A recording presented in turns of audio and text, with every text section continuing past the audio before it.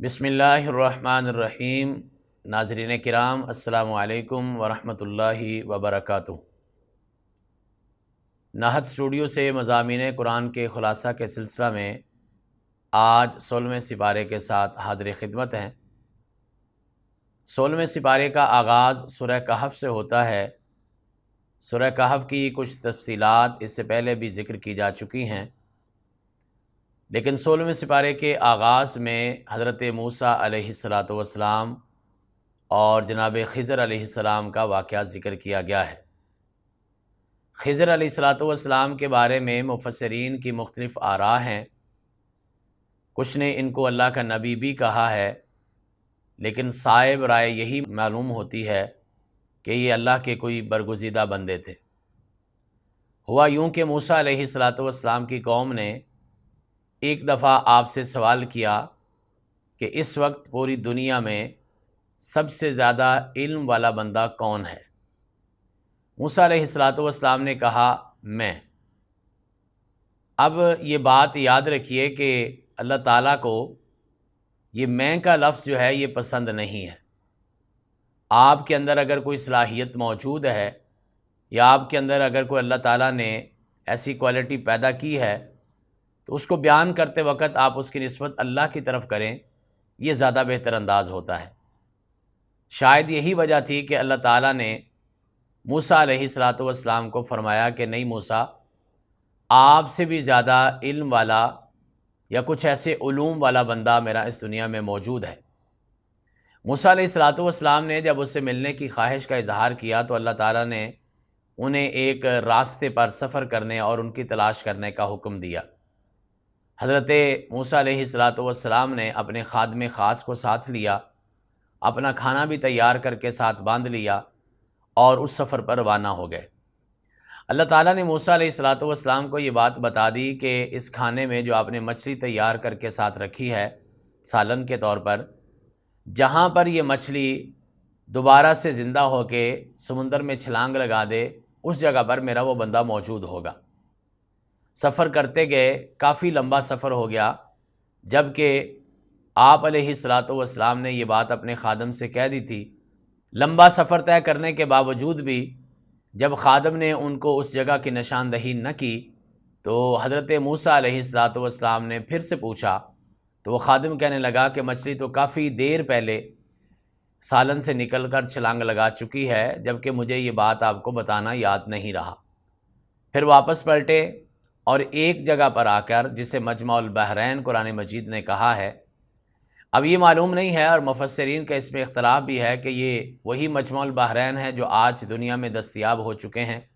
जिसके बारे में अल्लाह के कुरान ने कहा कि मरजल बहरैन यल्तक़ियान बैनहुमा बरज़ख़ुन ला यबग़ियान, या ये कोई और जगह है। बहरहाल हम असल किस्से की तरफ चलते हैं। वहाँ पर उनकी मुलाकात अल्लाह के उस बरगुज़ीदा बंदे से हुई जिनका नाम ख़िज़र या ख़ज़िर जो है वो बताया जाता है। और मूसा अलैहिस्सलातु वस्सलाम ने कहा कि इस तरह अल्लाह के हुक्म से मैं आपके पास कुछ इल्म हासिल करने आया हूँ। उन्होंने कहा कि आप मेरे साथ नहीं चल सकते। मूसा अलैहिस्सलातु वस्सलाम ने यकीन दहानी करवाई कि नहीं, मैं आपसे इल्म हासिल करूँगा और उस पर कोई ऐसे वैसे सवालात नहीं करूँगा। हज़रत ख़िज़र अलैहिस्सलाम ने ये क्यों कहा था? उन्होंने इसलिए कहा था कि बज़ाहिर वो काम कुछ ऐसे करेंगे जो ज़ाहिरन गलती होंगे, उनके हक़ाइक़ कुछ और होंगे,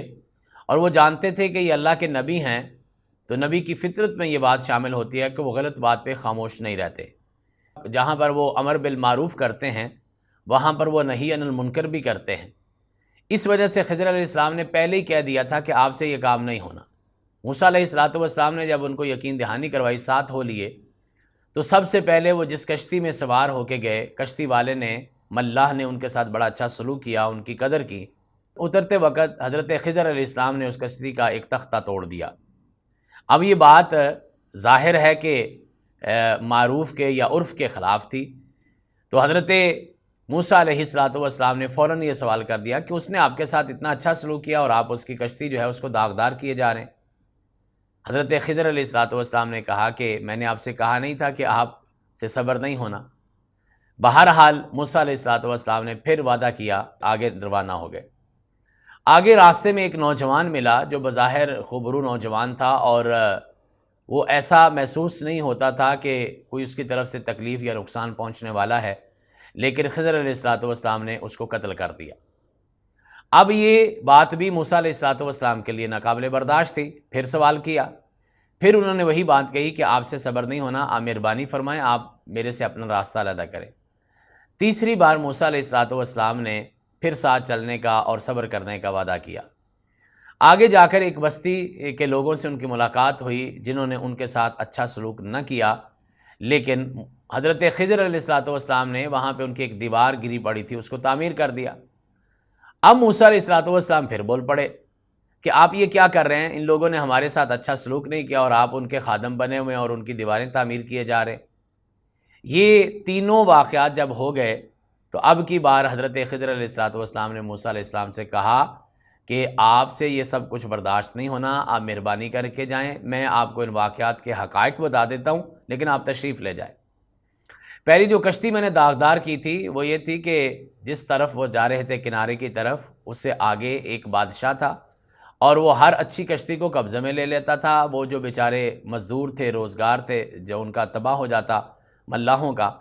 تو چونکہ اس نے ہمارے ساتھ ایک اچھا سلوک کیا تھا تو میں نے اس کی کشتی کو داغدار کر دیا تاکہ وہ بادشاہ اس کی کشتی کو اپنے قبضے میں نہ لے سکے۔ جو بظاہر چیز نظر آ رہی تھی وہ اس کے خلاف تھی، لیکن حقیقت میں نے اس کی فیور کی تھی۔ ایسے ہی وہ جو نوجوان تھا اس کے والدین بڑے نیک لوگ تھے، لیکن یہ بچہ جو تھا اس کے بارے میں یہ اطلاعات تھیں یا اللہ کی طرف سے یہ علم دیا گیا مجھے کہ یہ بڑا ہو کے اپنے والدین کے لیے بہت ساری تباہی کا اور بہت ساری پریشانی کا باعث بنے گا، لہٰذا اس کو اللہ کے حکم سے مار دیا گیا۔ اور تیسری جگہ پر جہاں میں نے دیوار تعمیر کی، بے شک ان لوگوں نے ہمارے ساتھ اچھا سلوک نہیں کیا، لیکن وہ گھر جو ہے وہ کچھ یتیم بچوں کا تھا اور ان کا والد فوت ہونے سے پہلے اپنا سارا خزانہ اس دیوار کے نیچے دفن کر کے گیا تھا۔ بچے بھی چھوٹے تھے، اگر یہ دیوار اسی طرح پڑی رہتی تو لوگ جو تھے علاقے کے وہ اس پر قبضہ کر لیتے، تو میں نے ان بچوں کے اس خزانے کو مزید محفوظ کرنے کے لیے وہ دیوار جو ہے وہ تعمیر کر دی۔ اب یہ واقعہ موسیٰ و خضر جو ہے یہ ہمیں کئی ایک اسباق دیتا ہے۔ سب سے پہلا سبق تو یہ ہے کہ کبھی بھی آپ کو یہ گھمنڈ یا آپ کو یہ خیال نہیں ہونا چاہیے کہ آپ کے پاس جو کچھ علم آ گیا ہے شاید وہ حتمی ہے اور اس سے آگے علم کہیں نہیں ہے۔ ہمیں ہمیشہ اللہ کے سامنے اپنے آپ کو سر جھکائے رکھنا چاہیے اور یہ سوچنا چاہیے کہ ہمیں جتنا علم اللہ تعالیٰ نے دیا ہے یہ تو ایک قطرہ بھی نہیں ہے، اس سے کئی گنا زیادہ اللہ کے خزانوں میں علم موجود ہے اور وہ چیز سے چاہے عطا کر سکتا ہے۔ دوسری بات یہ ثابت ہوتی ہے کہ بلا شبہ نبی جو ہے وہ وقت کا سب سے بڑا آدمی ہوتا ہے، لیکن انبیاء کرام کو بھی یہ بتا دیا کہ اللہ نے اس کے علاوہ بھی کئی ایک لوگ پیدا کیے ہوتے ہیں جو اپنی ذات میں شاید نبی نہ ہوں، لیکن بہرحال کوئی نہ کوئی صلاحیت اللہ تعالیٰ نے ان کو انبیاء سے بھی زیادہ عطا کی ہوتی ہے۔ تیسری بات اس میں یہ بتائی کہ بہت ساری ایسے چیزیں، اور یہ بڑی اہم بات ہے کہ بہت سارے ایسے واقعات اور بہت ساری ایسی باتیں تقدیر میں یا انسانوں کے معاملات میں ہم دیکھتے ہیں اپنے حوالے سے بھی، معاشرے کے حوالے سے بھی، جو بظاہر ہمیں بڑی تکلیف دہ نظر آتی ہیں، لیکن اگر وقت کا خیال کر لیا جائے، تھوڑا سا انتظار کر لیا جائے تو ہمیں اس کے جب حقائق کھلیں گے تو ہمیں پتہ ہوگا کہ جو اللہ تعالیٰ نے کیا تھا ٹھیک کیا تھا۔ اور یہی وہ عقیدہ تقدیر ہے جس پر ہمارا مضبوط ایمان ہونا چاہیے۔ اللہ تعالیٰ جو کچھ کر رہے ہیں، جس طرح کر رہے ہیں، جب کر رہے ہیں اور جہاں کر رہے ہیں، اللہ تعالیٰ بالکل ٹھیک کر رہے ہیں، اور ہمارا ایمان ہے کہ اس کی بہتر حکمت جو ہے وہ اللہ تعالیٰ ہی جانتے ہیں۔ اسی سورہ مبارکہ میں آگے چل کے آیت نمبر 83 میں اللہ کی ایک اور بندے ذوالقرنین کا ذکر ہوا ہے۔ ذوالقرنین کے بارے میں بھی ایک تو لوگوں کے اندر غلط فہمی پائی جاتی ہے، وہ یہ سمجھتے ہیں کہ شاید یہ وہی ذوالقرنین ہے جو کہ سکندر اعظم کے نام سے یونانی مشہور ہے، جسے دی الیگزینڈر گریٹ کہا جاتا ہے، جبکہ ان میں سب سے بڑا فرق یہ ہے کہ یہ سکندر اعظم جو تھا یہ تو مشرک محسوس ہوتا ہے، جبکہ جس ذوالقرنین کا ذکر قرآن مجید میں ہوا ہے وہ تو اللہ کے ایک موحد اور توحید پرست بندے تھے۔ وہ بھی ایک بہت بڑے بادشاہ تھے اور ان کی سلطنت بھی بہت وسیع و عریض تھی۔ اللہ تعالیٰ نے ان کو بڑی سلطنت عطا کی تھی اور ان کے بارے میں اسی لیے ذوالقرنین ان کا لقب دیکھا جاتا ہے کہ مشرق و مغرب میں دونوں کناروں میں، اس کا معنی ہی دو کناروں والا ہے، دونوں کناروں تک مشرق و مغرب تک ان کی حکومت اور ان کی سلطنت پھیلی ہوئی تھی۔ یہ ذوالقرنین جو ہیں یہ موحد بندے تھے، ایک دفعہ اپنے سلطنت کے آگے چل کے اس کی سیر کے لیے نکلے تو انہوں نے دیکھا کہ وہاں پہ ایک قوم آباد ہے اور وہ لوگ جو ہیں وہ اپنی محنت مزدوری کرتے ہیں، لیکن انہیں ایک بہت بڑی شکایت ہے، اور شکایت یہ ہے، یہ بتایا گیا کہ شکایت یہ ہے کہ یہاں پر ایک قوم ہے جو اوپر پہاڑوں سے اترتی ہے اور ہمارا سب کچھ کھا پی جاتی ہے، جس کا نام قرآن مجید نے یاجوج ماجوج لیا ہے، اور یہ قوم جو ہے یہ ہمارے اوپر ستم ڈھاتی ہے۔ حضرت ذوالقرنین نے اس قوم کے سے ان کے مشورے کے ساتھ ایک بہت بڑی دیوار ان کے درمیان تعمیر کر دی۔ اس دیوار کے بارے میں بھی بہت ساری آراء ہیں، بعض لوگ یہ دیوار چین کو وہ دیوار کہتے ہیں جو کہ بالکل صحیح محسوس نہیں ہوتا۔ یاجوج ماجوج ہے اس کو اس دیوار کے پیچھے بند کر دیا گیا۔ باقی تفاسیر میں اور کچھ روایات میں یہ بات وضاحت کے ساتھ موجود ہے کہ قرب قیامت اللہ تعالیٰ کی نشانی کے طور پر اور انسانوں کی آزمائش کے طور پر یہ قوم جو ہے یہ دوبارہ سے رہا ہو کے آئے گی، اور یہ اسی طرح سے دنیاوی وسائل پہ قبضہ کرے گی اور ان کو ہڑپ کر جائے گی۔ ان کے بارے میں کہا گیا ہے کہ ان کے قد بہت بڑے بڑے ہیں اور ان کے کان بہت بڑے بڑے ہیں، اور اسی طرح سے یہ کھانے پینے میں بہت تیز ترار ہیں، وسیع الجثہ ہیں، اور ہر چیز کو ہڑپ کرنے میں ماہر ہیں، فصلیں اجاڑ دیں گے،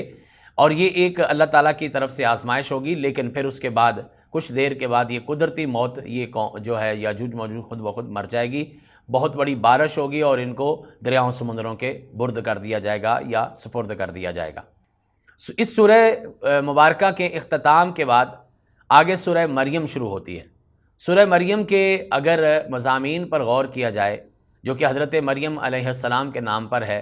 اور یہ واحد عورت ہیں، خاتون ہیں کہ جن کا نام قرآن پاک میں ذکر کیا گیا ہے، جو حضرت عیسیٰ علیہ السلام کی والدہ محترمہ ہیں، ان کے نام پہ سورہ مبارکہ کا نام سورہ مریم رکھا گیا۔ سورہ مریم کے مضامین پہ اگر غور کیا جائے تو ایسا محسوس ہوتا ہے کہ یہ ہجرت حبشہ جو پہلی ہجرت تھی اس موقع پر یہ نازل ہوئی، چونکہ یہی وہ سورہ مبارکہ ہے کہ حبشی کے دربار میں، نجاشی کے دربار میں جب مسلمانوں سے یہ سوال کیا گیا کہ آپ کی دعوت کیا ہے، تو حضرت جعفر طیار رضی اللہ تعالیٰ عنہ نے اسی سورہ مبارکہ کی تلاوت کی تھی۔ حضرات اس سورہ مبارکہ میں بھی اللہ تعالیٰ کے بڑے بڑے اولو العزم پیغمبروں کا ذکر ہے، ان کی دعوت کا ذکر ہے۔ حضرت آدم علیہ السلام، جناب نوح علیہ السلام اور حضرت ابراہیم علیہ السلام کی نسل میں جو انبیاء کرام تشریف لائے ہیں ان کا تفصیل کے ساتھ ذکر کیا گیا ہے، اور یہ بتایا گیا ہے کہ انبیاء کرام کی دعوت کے بنیادی نکات ہمیشہ ایک جیسے رہے۔ سب انبیاء کرام نے توحید کی بات کی ہے، اور سب انبیاء کرام نے لوگوں کو قیامت کا تصور جو ہے اس کو پختہ کیا ہے۔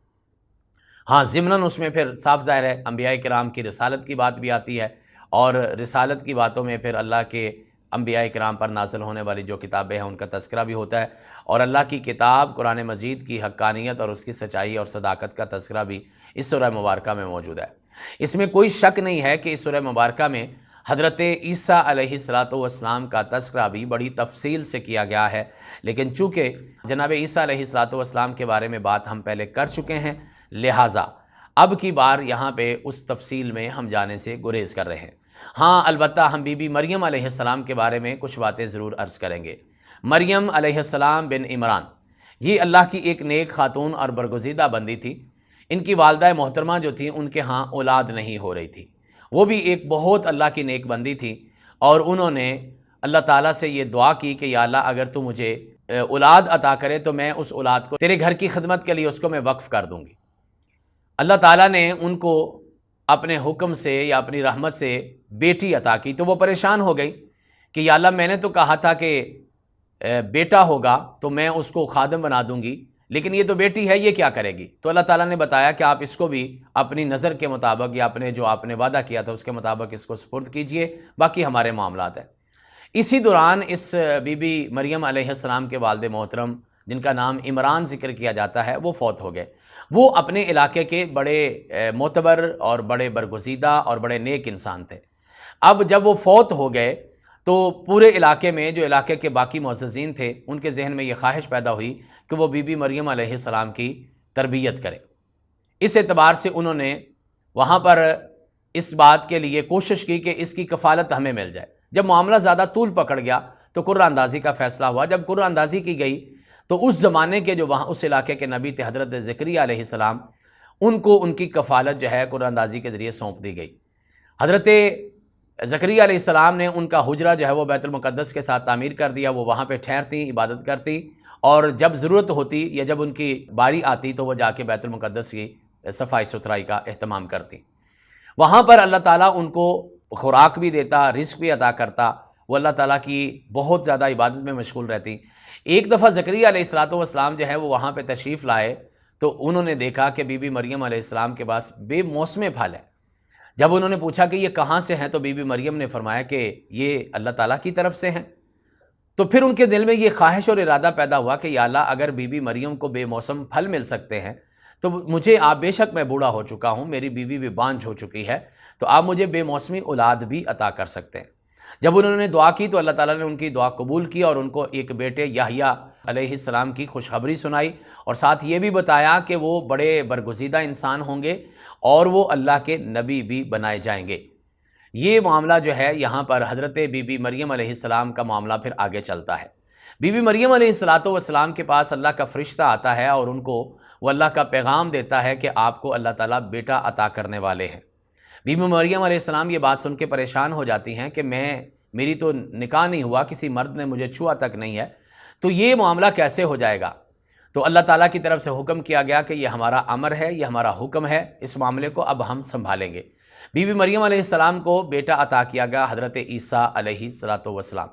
حضرت عیسیٰ علیہ السلام کی پیدائش جو ہے وہ ایک عام انسانی روٹین سے ہٹ کر ہوئی، یعنی بغیر باپ کے ہوئی۔ اللہ تعالیٰ اس سے یہ ثابت کرنا چاہتے تھے کہ بے شک انسانی نسل کا سلسلہ آگے ماں باپ سے بڑھتا ہے، لیکن ہم اس کے علاوہ بھی سب کچھ کرنے پر قادر ہیں، وسائل کے اور اسباب کے ہم محتاج نہیں ہیں۔ ہم چاہیں تو آدم کو بغیر ماں باپ کے پیدا کر دیں، ہم چاہیں تو حوا کو بغیر ماں کے پیدا کر دیں، ہم چاہیں تو عیسیٰ علیہ السلام کو بغیر باپ کے پیدا کر دیں، ہم چاہیں تو لوگوں کو والدین کے اختلاط سے یا والدین کے ملاب سے پیدا کر دیں۔ یہ ساری چاروں شکلیں جو ہیں یہ ہم کرنے پہ قادر ہیں، ہمیں اس چیز میں یا کسی قسم کے سورس کی ضرورت نہیں ہے۔ بی بی مریم علیہ السلام کے ہاں جب بیٹے کی پیدائش ہوئی تو ان کی قوم جو ہے وہ ان کے بہت خلاف ہو گئی، اور پھر اللہ تعالیٰ نے ان کو حکم دیا کہ آپ خاموش رہیے، اس معاملے کو اب ہم سنبھالیں گے۔ اس معاملے کو پھر اللہ تعالیٰ نے خوب سنبھالا۔ حضرت عیسیٰ علیہ السلام بالکل پنگھوڑے میں 3 دن کے تھے تو انہوں نے خود بول کے بتایا کہ انی عبداللہ، میں اللہ کا بندہ ہوں، آتانی الکتابہ، اللہ مجھے کتاب بھی عطا کریں گے، وجعلنی نبیہ، اور مجھے اللہ تعالیٰ اپنا نبی بھی بنائیں گے۔ یہ بہت بڑا جو معجزہ دنیا کے اندر سرزد ہوا، اس نے باقی لوگوں کے منہ جو ہیں وہ بند کر دیے۔ اسی پارے میں آگے ایک صورت آتی ہے سورہ طٰہٰ۔ سورہ طٰہٰ جو ہے اس کے اندر بھی باقی صورتوں کی طرح بلکہ سورہ مریم کے مضامین کا تسلسل کہنا چاہیے۔ یہ سورہ مکی ہے اور اس کی 135 آیات ہیں، اور اس میں بھی انبیاء کرام علیہ السلام کے واقعات تفصیل سے بیان کیے گئے ہیں، اور بالخصوص حضرت موسیٰ علیہ السلام کا واقعہ بڑی تفصیل سے بیان کیا گیا ہے۔ لیکن پھر میں یہ بات عرض کروں گا کہ چونکہ موسیٰ علیہ السلام کا واقعہ ہم پچھلے پاروں میں بیان کر آئے ہیں، لہٰذا یہاں ہم تفصیل میں نہیں جائیں گے۔ یہاں پر ایک بات جو یہاں بتائی گئی وہ یہ ہے کہ نماز کے حوالے سے یہ تذکرہ کیا گیا کہ پہلے لوگ جو تھے وہ نمازی تھے، لیکن ان کے بعد میں آنے والی نسلیں جو ہیں ان نمازوں کو ضائع کرنا شروع کر دیا۔ حضرات اگر ہم انسانی ترتیب دیکھتے ہیں تو معاملہ شاید ایسا ہی ہے۔ ہمارے آباء و اجداد جو ہیں وہ ہم سے زیادہ نمازی تھے، اور ان کے آباء و اجداد شاید ان سے بھی زیادہ نمازی اور پرہیزگار تھے۔ یہ شاید انسان جیسے جیسے قیامت کی طرف چلتے جا رہے ہیں وہ اس قسم کے معاملے میں اور دین کے معاملات میں پیچھے اور نیچے چلے جا رہے ہیں۔ بہرحال اللہ تعالیٰ کے قرآن نے یہ کہا ہے کہ انہوں نے نمازوں کو جو ضائع کیا ہے اس کی ایک بہت بڑی وجہ یہ ہے کہ واتبعوا الشہوات، انہوں نے اپنی خواہشات کا پیچھا کرنا چھوڑ دیا ہے۔ ناظرین کرام، اللہ کے دین کو ماننے کا بنیادی نقطہ یہ ہے کہ آپ کو اپنی خواہشات کی نفی کرنا پڑے گی، آپ کو اپنی خواہشات کو دبانا پڑے گا، اور پھر جا کے آپ اس قابل ہو سکتے ہیں کہ آپ اللہ کے احکامات کو کما حقہ پورا کر سکیں۔ اگر آپ یہ سمجھیں کہ اللہ تعالیٰ کے معاملات بھی پورے ہوں اور ساتھ ساتھ آپ کی خواہشات بھی، بالخصوص وہ خواہشات کہ جو دنیاوی خواہشات بن جاتی ہیں اور جو لو خواہشات بن جاتی ہیں، اور وہ خواہشات جو ہیں جو فحش قسم کی ہو جاتی ہیں، آپ یہ کہیں کہ وہ بھی سلسلہ چلتا رہے تو یہ دیر تک ممکن نہیں ہوتا۔ ایک میان میں ایک ہی تیر رہ سکتا ہے، یا تو پھر آپ اللہ والے ہوں گے یا پھر نہیں ہوں گے، یا پھر آپ نمازی ہوں گے یا پھر آپ دنیاوی خواہشات کی پیروی کریں گے۔ بہرحال نماز جو ہے یہ دین اسلام کا بہت بڑا فریضہ ہے۔ ایک مرتبہ 10 سال کی عمر میں جب یہ فرض ہو جاتی ہے تو اس کے بعد اس میں رعایتیں موجود ہیں، اس میں فیسیلیٹیٹ کرتا ہے اسلام آپ کو، لیکن اس میں معافی کہیں پر نظر نہیں آتی، بلکہ حضرت رسول اللہ صلی اللہ علیہ وسلم نے تو یہاں تک بھی کہہ دیا کہ بین العبد و بین الکفر ترک الصلاۃ، بندے اور مسلمان کے درمیان صرف اور صرف نماز کا فرق ہے، مسلمان نماز پڑھتا ہے اور غیر مسلم نماز نہیں پڑھتا، اور یہاں تک بھی فرمایا کہ من ترک الصلاۃ متعمدا فقد کفر، جس نے ایک بھی نماز جان بوجھ کے چھوڑی اس نے کفر کا رویہ اختیار کیا۔ ناظرین کرام،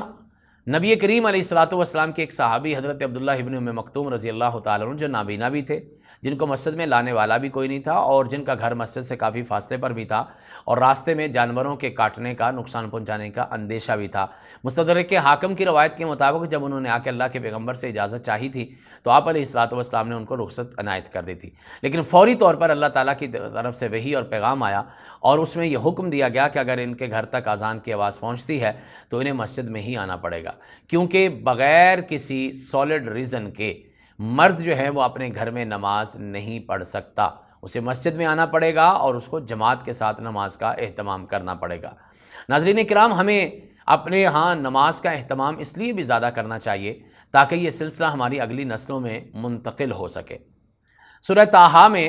اللہ کے ایک پیغمبر حضرت ہارون علیہ الصلوۃ والسلام کا ذکر موجود ہے۔ ہارون علیہ الصلوۃ والسلام جناب موسیٰ علیہ السلام کے بھائی تھے اور مفسرین نے لکھا ہے کہ یہ ان سے 3 سال بڑے تھے۔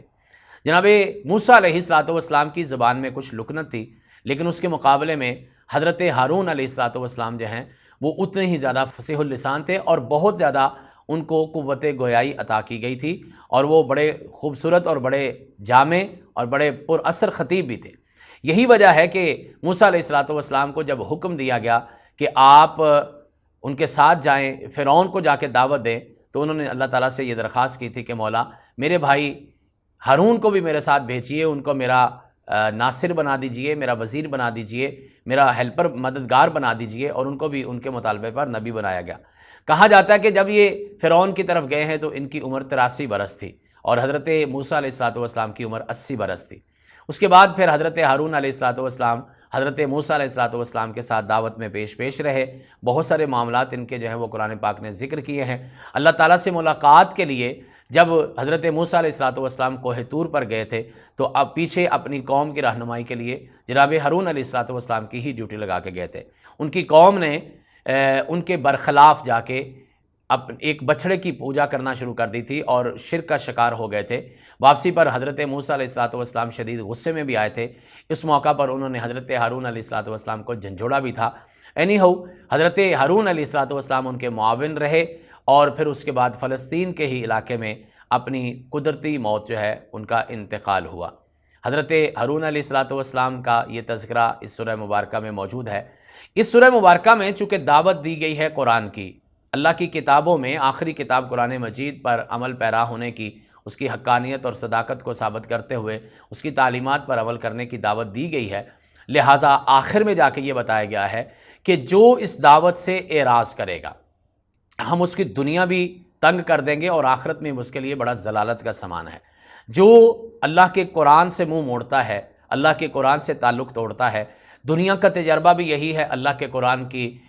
واضح بات بھی یہی ہے کہ وہ دنیا میں بھی ذلیل و خوار ہو جاتا ہے اور آخرت میں بھی اس کا ٹھکانہ جو ہے وہ یقیناً جہنم بنے گا۔ اللہ تعالیٰ سے دعا ہے کہ اللہ تعالیٰ ہمیں اپنے انبیاء کرام کی دعوت، بالخصوص ہمارے پیارے نبی صلی اللہ علیہ وسلم کی تعلیمات اور قرآن مجید کی حقانیت اور صداقت کو تسلیم کرتے ہوئے اس کے واقعات، اس کی عبرتیں، اس کے مسائل اور اس کی تمام تر تعلیمات پر عمل پیرا ہونے کی توفیق عطا فرمائے۔ وآخر دعوانا ان الحمد للہ رب العالمین۔